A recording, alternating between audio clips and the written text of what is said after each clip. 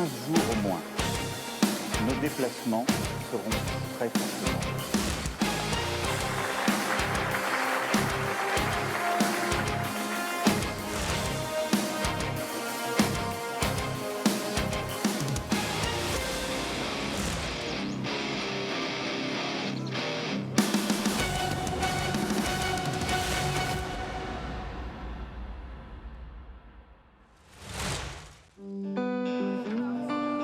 C'était ce que l'on a appelé par la suite le monde d'avant.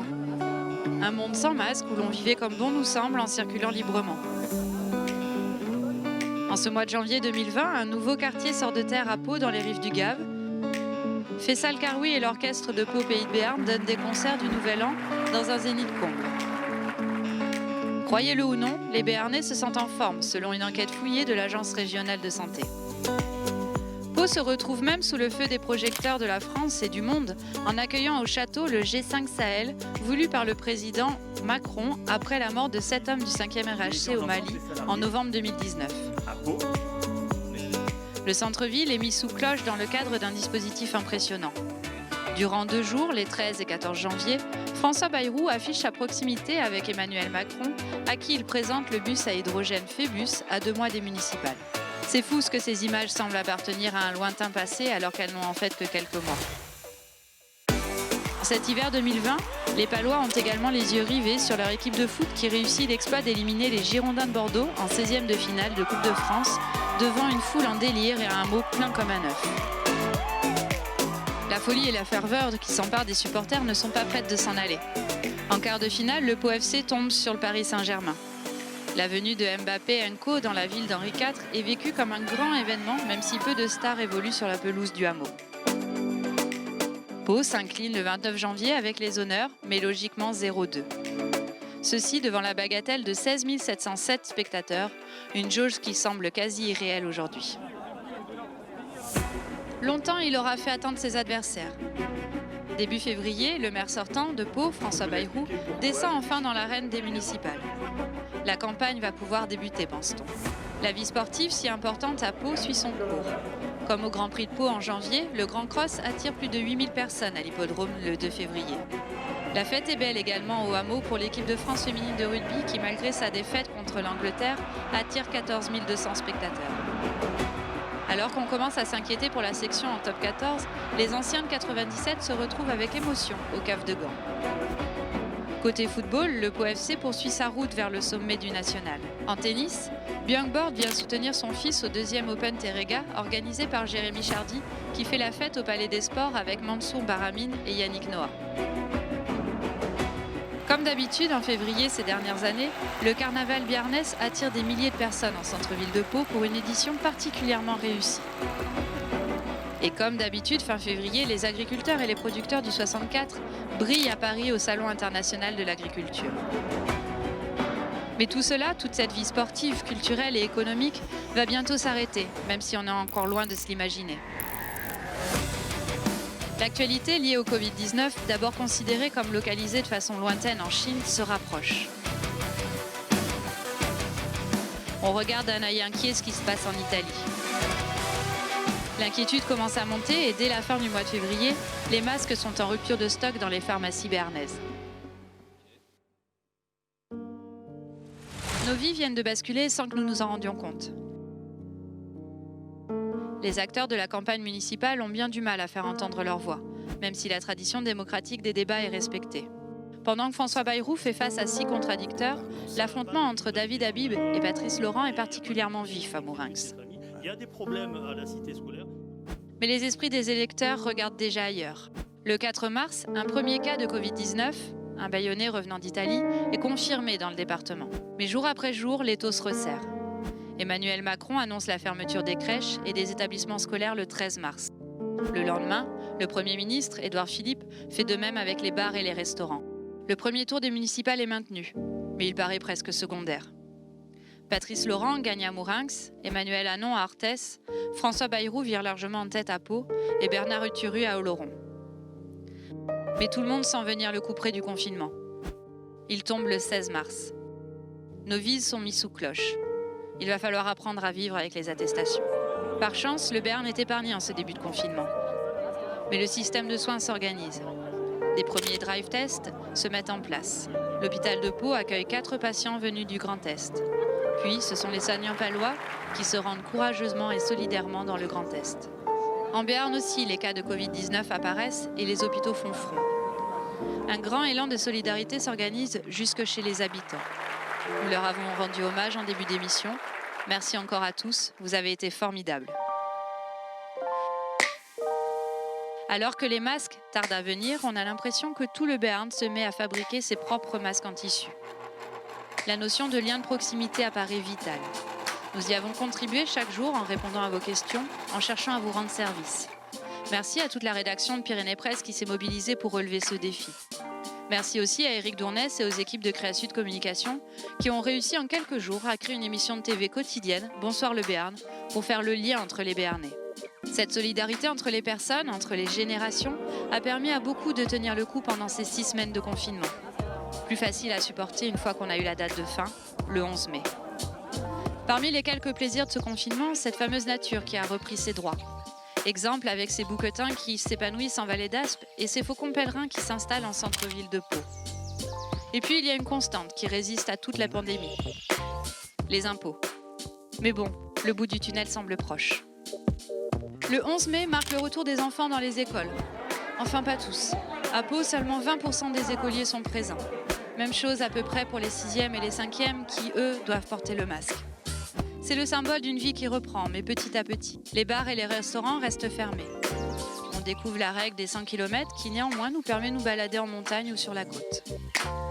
Le déconfinement s'effectue avec une relative prudence. Même si une bonne partie de l'agglo sud semble se précipiter à la réouverture du drive du McDo de Mazères-Lezon. Mais le gros événement, depuis le temps qu'on l'attendait, c'est l'arrivée des masques commandés par les collectivités. Et comme il fallait s'en douter, c'est une ruée. De bonnes nouvelles rythment aussi ce mois de mai. Les troupeaux peuvent monter en estive, les conseils municipaux élus en mars peuvent enfin siéger. Les grands travaux reprennent à Pau, les messes sont enfin déconfinées, une joueuse de Soumoulou gagne 3 millions d'euros au loto, tout le monde semble vouloir se mettre au vélo pour perdre ses 2,5 kg durant le confinement, et surtout, le Pau FC est officiellement en Ligue 2 suite à l'arrêt du championnat. Tout simplement historique. Le déconfinement, le vrai, celui qui va s'avérer dangereux pour la suite des événements, commence le 2 juin. Les bars et les restos rouvrent enfin. Avec le beau temps, les terrasses font appel d'air. Il faut le dire qu'au 3 juin, il n'y a plus de clusters ni de malades en réa dans le 64. Dès le samedi 6 juin, on retrouve la foule des grands jours en centre-ville de Pau. L'immobilier et les ventes automobiles repartent en force en Béarn. Les ventes de vélos explosent. Autre bonne nouvelle, l'État commande 20 hélicoptères, ce qui va faire du bien à Safran et aux sous-traitants. Lidl annonce un projet de 70 millions et 300 emplois sur le bassin de Lac. Le conseil départemental met 1 million d'euros pour relancer le tourisme. Un tube de l'été s'esquisse déjà, le tourisme vert. Pendant ce temps, la drôle de campagne des municipales reprend, sans meeting ni grande réunion. Après un débat musclé, François Bayrou l'emporte à Pau face à Jérôme Marbeau-Méritant. Bernard Uturi récupère la mairie d'Oloron. Mais beaucoup de Béarnais ont déjà la tête aux vacances. Et un insecte est en train de leur gâcher leur début de l'été. C'est le grand retour du moustique tigre, qui pendant quelques semaines va voler la vedette au virus venu d'Asie.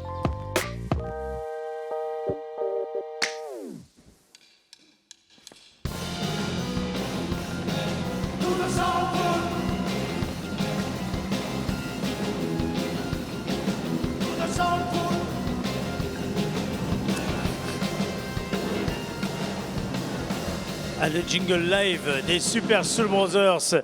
Bienvenue si vous nous rejoignez en direct depuis le Palais Beaumont pour cette grande soirée des Béarnais de l'année, la deuxième partie de la rétro de l'année avec tout ce qu'elle comporte finalement comme sentiment. Ça sera tout à l'heure dans la deuxième partie de l'émission. Cette année, en tout cas, on n'aura pas manqué un fait marquant. C'est que tout dépend aujourd'hui de plus en plus des réseaux, de la fibre, de nos capacités à être en lien les uns avec les autres. Et cette émission en est d'ailleurs un très bel exemple. Cette fibre, encore faut-il la déployer pour tout le monde, de façon à ce qu'aucun territoire ne soit exclu de ce qu'elle permet. Ce très haut débit, il faut le déployer. Et c'est le boulot de la fibre 64. Emmanuel Danciard en est le responsable et est avec nous en ligne. Bonsoir Emmanuel.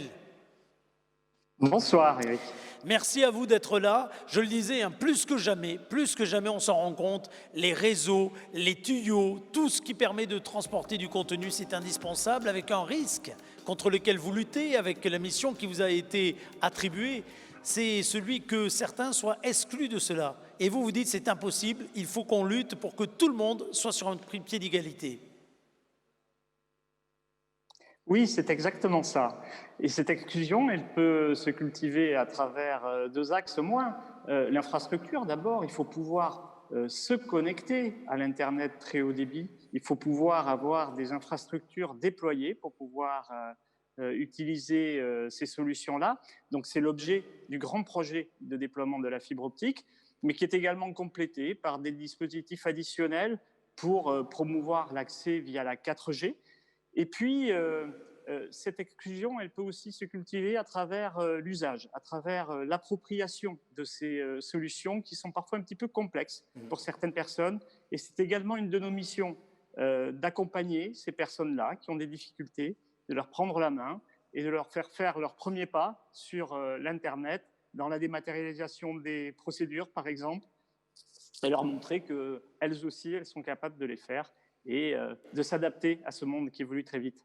Absolument. Alors Emmanuel, on va voir tout à l'heure dans la deuxième partie, vous n'avez pas chômé cette année, malgré des circonstances qui ont fait que, comme tout le monde, il a fallu que l'entreprise et les sous-traitants qui sont autour de vous s'adaptent aux conditions sanitaires et mettent en protection celles et ceux qui sont là au cœur des territoires pour déployer cette fibre. Et pour autant, vous avez déployé un très grand nombre de prises. Alors, pour être précis, c'est notre délégataire, c'est la société THD 64 qui déploie ces prises-là. La fibre 64, c'est l'union du département et de toutes les communautés de communes des Pyrénées-Atlantiques pour promouvoir la fibre optique, notamment.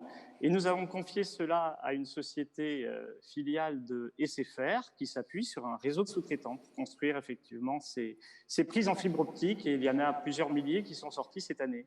Et nos premiers abonnés sont là. Et les premiers abonnés sont là, absolument. Et peut-être que certains ce soir nous regardent d'ailleurs. Et est-ce qu'on peut se dire que le nombre, le volume, le calendrier qui était annoncé sera malgré tout respecté? Je dis malgré tout parce que, comme tout le monde, on subit une période où les plannings ne sont plus les mêmes que ceux d'avant. C'est ça. Il y a les plannings qui étaient prévus avant le confinement et puis les plannings qui sont en train d'être ajustés après. On est en plein dedans avec notre délégataire de façon à donner un petit peu plus de visibilité sur le déroulé des opérations futures. Mais l'objectif final, ça reste le même. En fin 2023, il faut que 100% de la population des Pyrénées-Atlantiques puisse accéder à la fibre optique. Merci en tout cas à la fibre 64 d'avoir fait partie du jury, de vous être associé à ces Bernais de l'année.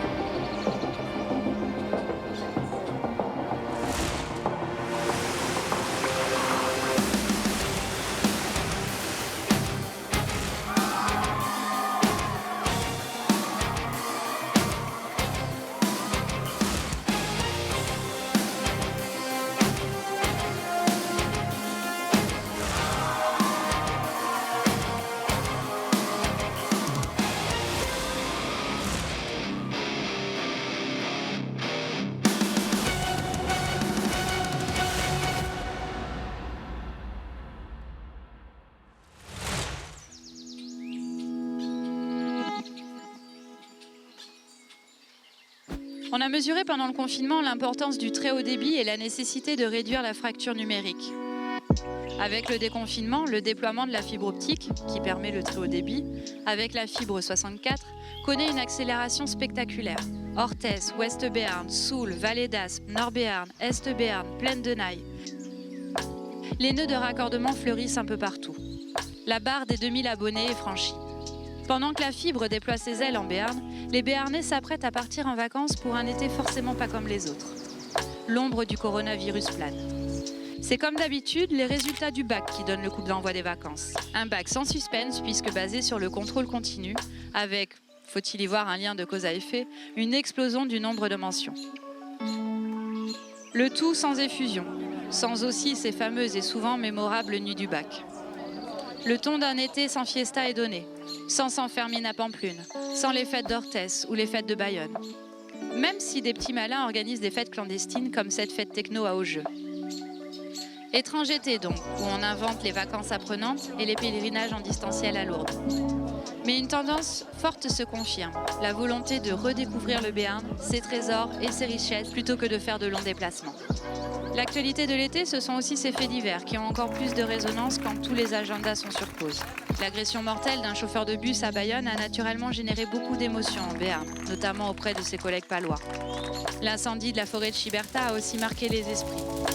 Tout comme ce remarquable acte de courage accompli par Julie Coudomier, une trentenaire girondine qui a sacrifié sa vie pour sauver celle d'une fillette lors d'un éboulement aux gorges de Caqueta le 31 juillet dernier. Début décembre, Eric Spitz, le préfet des Pyrénées-Atlantiques, lui a décerné la médaille du courage. Début août, on connaît déjà le tube de l'été. Les Français ont plébiscité la montagne pour les vacances. À la mi-août, les visiteurs sont même 16% plus nombreux que l'an passé à la même période. À Pau, le bilan touristique est plus mitigé. Mais l'été à Pau, un des seuls festivals de musique à avoir pu se tenir, est une réussite. On inaugure également un skatepark de haut standing. En montagne, on se projette sereinement sur l'hiver suivant avec le début d'importants travaux sur le domaine skiable à Gourette. Mais dès la deuxième moitié du mois d'août, l'atmosphère sanitaire se tend de nouveau, dans la crainte de cette fameuse deuxième vague. De l'autre côté des Pyrénées, en Aragon, le nombre de contaminations explose. Dans le 64, le port du masque devient obligatoire en centre-ville, d'abord sur la côte basque, puis à Pau. Les drive-tests sont pris d'assaut par les vacanciers de retour en Béarn. Tout le monde se prépare à une rentrée sous surveillance dans les établissements scolaires, comme dans les entreprises où les protocoles sanitaires sont renforcés. Trop souvent oublié peut-être au début de l'été, le masque va être la grande vedette de la rentrée de septembre. Le mois de septembre débute avec deux bizarreries du calendrier. La première, le début ultra précoce des vendanges, la conséquence d'une météo particulièrement clémente qui va d'ailleurs se prolonger avec des records de chaleur durant 4 semaines.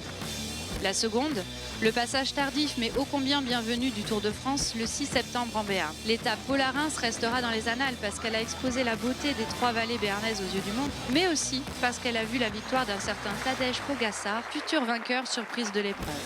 Au-delà du vélo, le sport fait sa rentrée.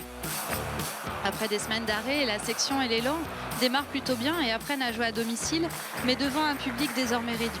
À notre initiative, c'est tout le monde du sport dans son ensemble qui s'est réuni pour réfléchir sur le thème « Le sport à l'épreuve du Covid-19 ». Car malheureusement, la situation sanitaire se dégrade dans le département, qui passe en zone rouge.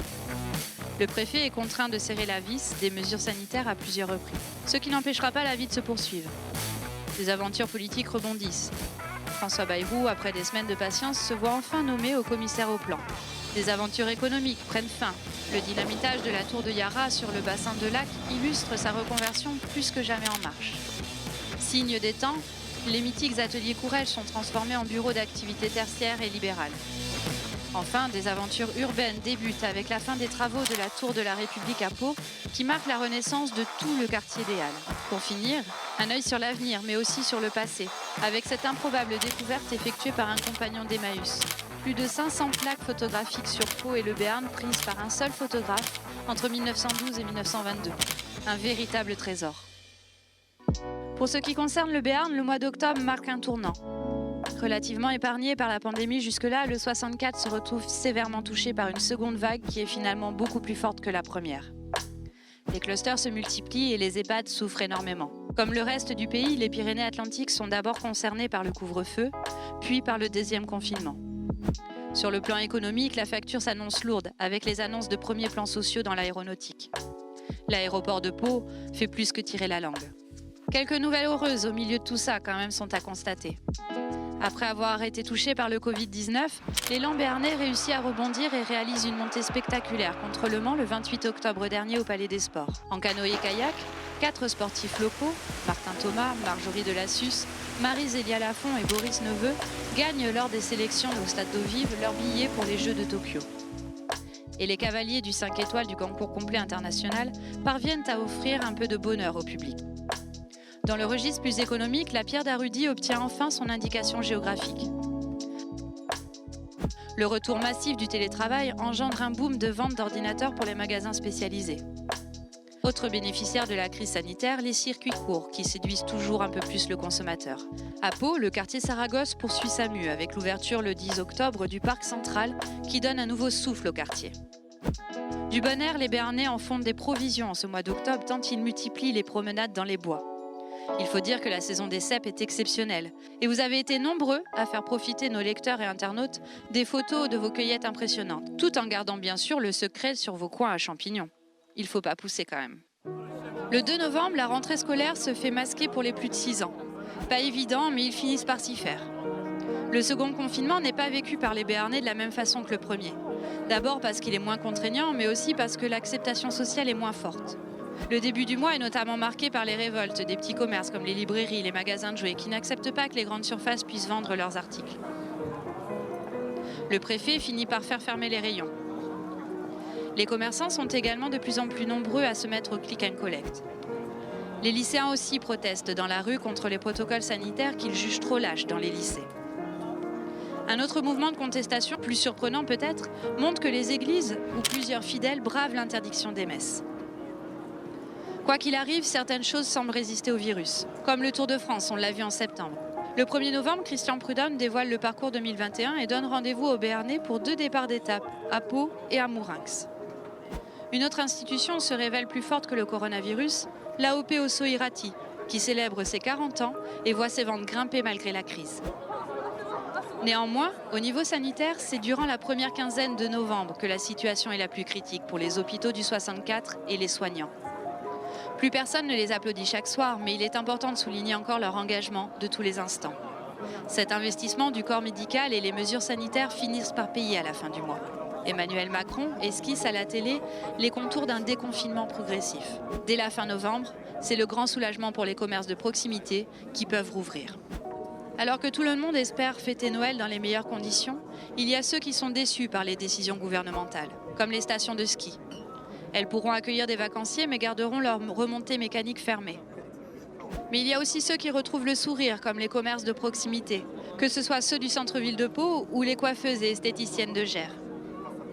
Pau réussit à préserver un peu de magie de Noël et des initiatives solidaires se multiplient pour en garder l'esprit.